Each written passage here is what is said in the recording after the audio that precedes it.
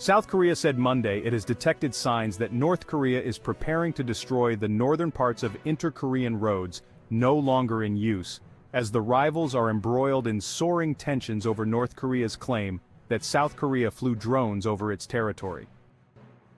Destroying the roads would be in line with leader Kim Jong Un's push to cut off ties with South Korea and formally cement it as his country's principal enemy. South Korea's military said Monday that it was observing various activities in North Korea that appeared to be preparations for demolishing the roads, such as installing screens. They have installed screens on the road and are working behind those screens, preparing to blow up the roads, Lee Sung-jun, spokesperson of South Korea's Joint Chiefs of Staff, told a briefing. He said the demolitions could be carried out as early as Monday. Lee said that the South Korean military believes that the North could also attempt to launch a space rocket, which is viewed by the United Nations as a banned test of long-range missile technology. Lee said North Korea may conduct unspecified small provocations to ramp up pressure on Seoul. It's not clear how much parts of the roads North Korea would destroy.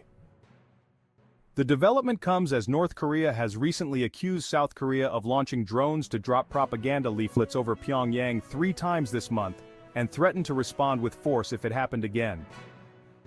In a statement Sunday, the North's defense ministry said that the military had issued a preliminary operation order to artillery and other army units near the border with South Korea to get fully ready to open fire. North Korea often releases warlike rhetoric when animosities with its rivals increase. Experts say it's highly unlikely for North Korea to launch full-scale preemptive attacks, as its military is outmatched by the combined US and South Korean forces. South Korea has refused to confirm whether it sent drones, but warned it would sternly punish North Korea if the safety of its citizens is threatened. Last week, North Korea said it will permanently block its border with South Korea and build frontline defense structures to cope with confrontational hysteria by South Korean and US forces. South Korean officials said North Korea had already been adding anti-tank barriers, planting mines and reinforcing roads on its side of the border since earlier this year, in a likely attempt to boost its frontline security posture and prevent its soldiers and citizens from defecting to South Korea. Tensions on the Korean Peninsula are at their highest point in years, with North Korea continuing a run of provocative weapons tests, and South Korea and the United States expanding their military drills.